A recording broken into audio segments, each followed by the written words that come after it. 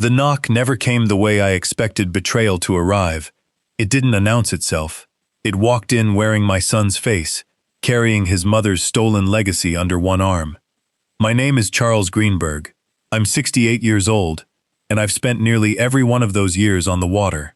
I started as a kid without a boat of his own, and became a man who built a company that put thousands of others on the water instead. Greenberg Boat Works began with a single rented slip in Traverse City, a folding card table, and a coffee can full of brass screws.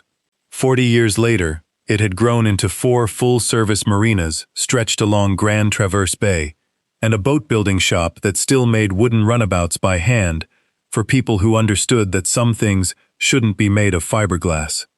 My wife Eleanor was the reason any of it worked. I built the business. She built the home that made the business worth having.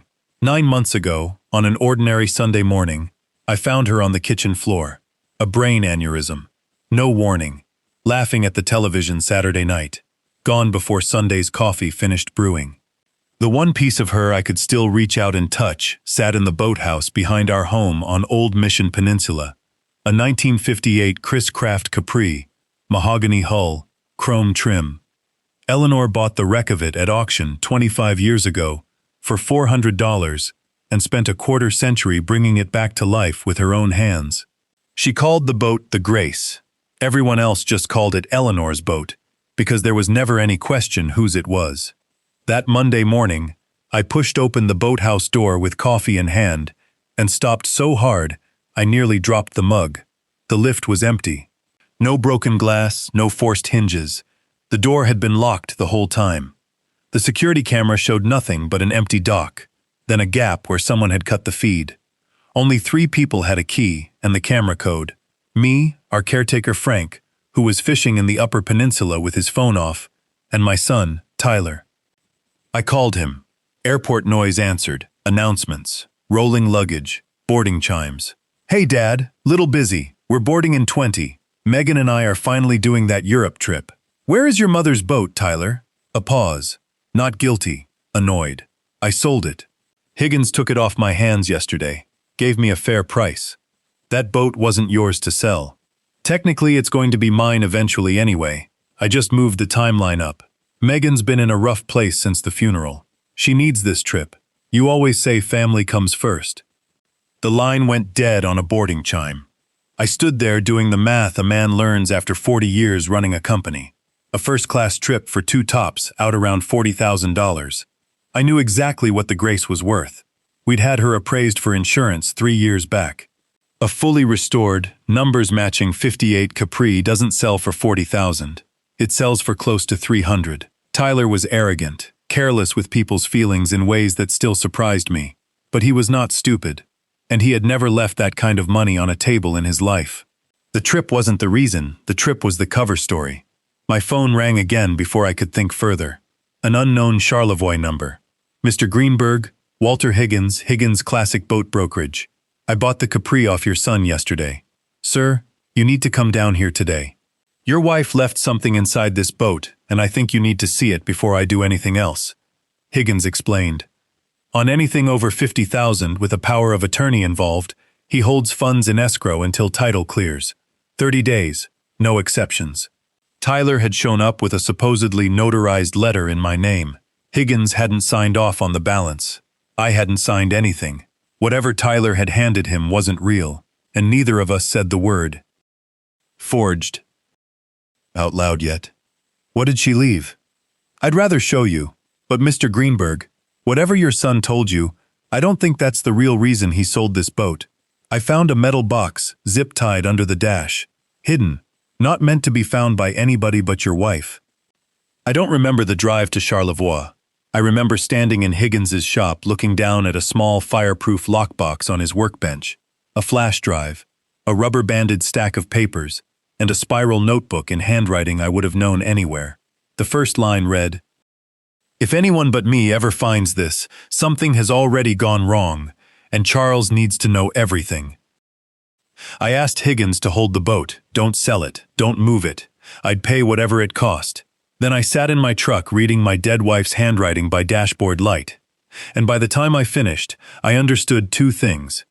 Eleanor had known something was wrong at the company long before I did. And whatever it was, it went far deeper than an airport boat sale. The notebook was a ledger. Dates, dollar figures, initials in place of names, like she hadn't decided yet who she could trust. Payments to a vendor account that matched nothing real. Invoices from Charlevoix and Elk Rapids that spiked quarterly and quietly corrected before each audit. In the margins, her own notes in blue ink.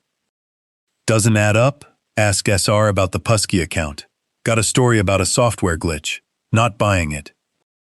SR, Scott Ramsey, my VP of operations for 12 years. A man I'd hired myself, stood up at his wedding, trusted with every dollar moving through 4 marinas. The last entry, dated 11 days before she died. Found the wire transfers. Cayman accounts. This isn't Scott acting alone. There's a second signature, and it isn't his. Talk to Charles Sunday. Everything's on the flash drive. Don't let this die with me. She'd found it, days before she died, and she never got the chance to tell me. I called Cynthia Blackburn, my attorney and Eleanor's closest friend outside the family, and told her everything. Don't call Scott. Don't call Tyler. Get that drive to a forensic accountant before sunrise. Let's find out how deep this goes before anyone has a chance to shred a file. By morning, Cynthia's accountant, Rebecca Chen, had the drive loaded before she even sat down. Within 3 hours, she laid out what Eleanor had stumbled onto. Over 3 years, money had been siphoned from the Charlevoix and Elk Rapids accounts through a shell vendor, North Shore Marine Supply, a company that existed only on paper, and a Cayman Islands bank account. Scott's authorization appeared on nearly every invoice. And on the wire transfers requiring a second executive signature above a certain threshold, there it was, Tyler Greenberg. A signature doesn't always mean he knew what he was signing, Rebecca said carefully. My son reads everything, I said. He negotiated his own trust distribution at 26. He does not sign things blind. Rebecca traced the money further over the next 2 days, and the picture that came together was worse than greed alone. Small amounts at first, easy to write off, then larger once nobody came looking. Total, just over $2.1 million over 3 years, funneled through 2 North Shore accounts, one under Scott's name and one under a holding company registered to an address in Grand Rapids that traced back to Megan. Not Tyler, Megan. She'd set up the second account 18 months earlier. Registered agent, filing fees, all of it. She was the one who'd moved the largest transfers offshore. I thought about every dinner where she'd steered talk toward vacations, every complaint about Tyler's tight salary, the way she'd cried at Eleanor's funeral for exactly as long as it took people to notice. Tyler and Megan landed back in Michigan 5 days later, tan and jet-lagged, with no idea what was waiting. I asked them to the house. Cynthia sat in the next room with a recorder running. I want to talk about North Shore Marine Supply, I said. Never heard of it, Tyler answered, too fast. Interesting. Your signature is on 11 wire authorizations, sending company money to a North Shore account in the Caymans, $2.1 million. Dad, I sign 100 things a week. Don't make this about Scott's paperwork. Your mother found this before she died. She wrote it all down. Dates, numbers, your initials next to Scott's. She was going to tell me that Sunday morning, the same morning I found her on the kitchen floor. Megan's face went the color of old paper. And the second account, I continued, the one that received the largest transfers, that's not registered to Scott at all. It's registered to a holding company you filed, Megan, 18 months ago, Grand Rapids. Dad, listen, I don't want to hear another lie in this house. Your mother spent 25 years restoring a boat with her bare hands, and you forged a power of attorney to sell it in an afternoon so you could buy plane tickets with money you'd already been stealing for 3 years. Get out. My attorney will be in touch. They left. I sat alone in that kitchen a long time afterward, listening to the quiet the way you listen to a wound to gauge how bad it really is. I confronted Scott Ramsey 6 days later in his own office. Rebecca's financial trail spread on the desk between us. What I got wasn't denial. It was something close to relief. Your son came to me 4 years ago, complaining about his salary. Megan had expensive taste. He came back a month later with the North Shore idea already worked out. I should have walked straight into your office. Instead, I let him talk me into a cut. My wife found it.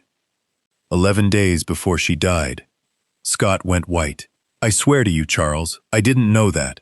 But I know he started moving faster with the transfers about 3 weeks before she passed. I always figured he was getting greedier.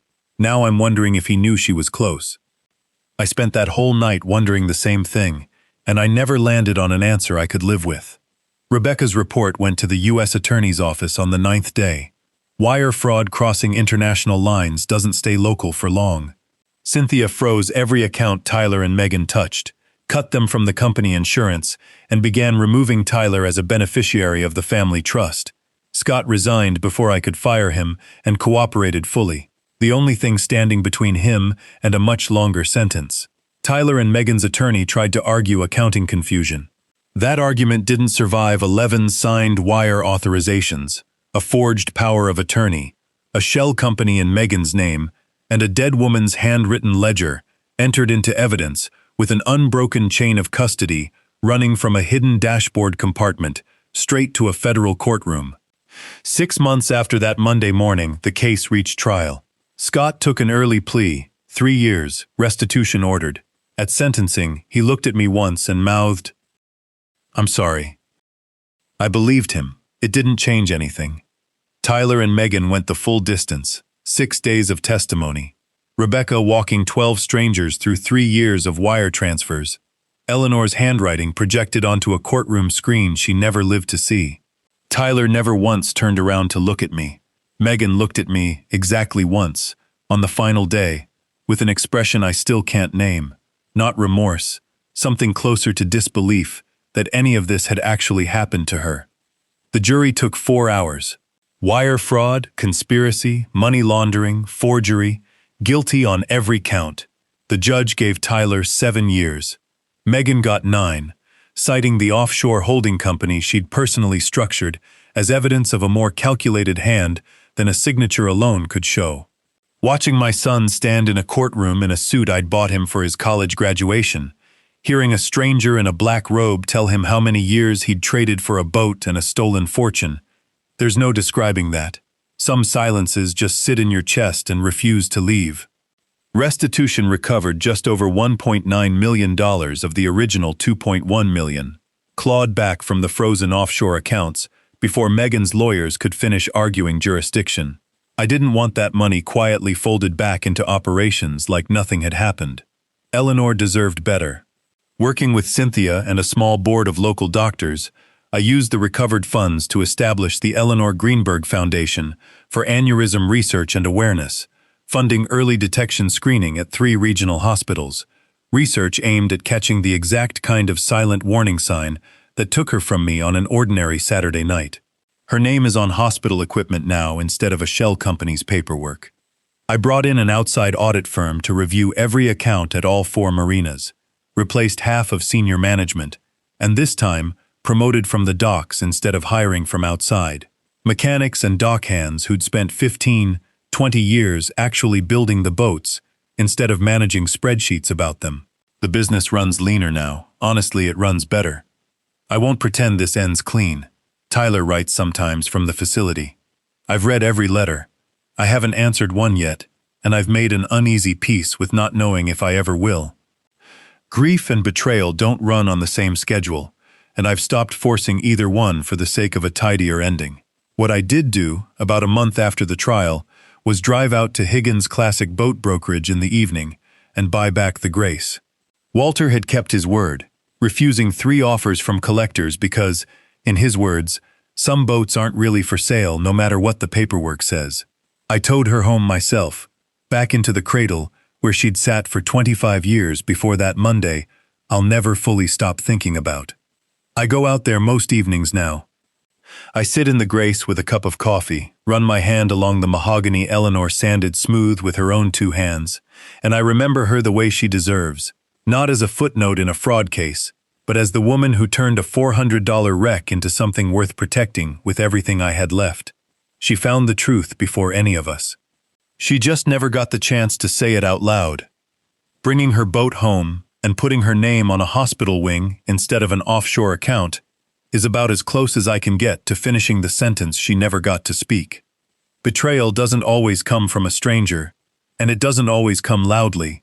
Sometimes it comes quietly, over years, from the people who had every reason to protect you instead.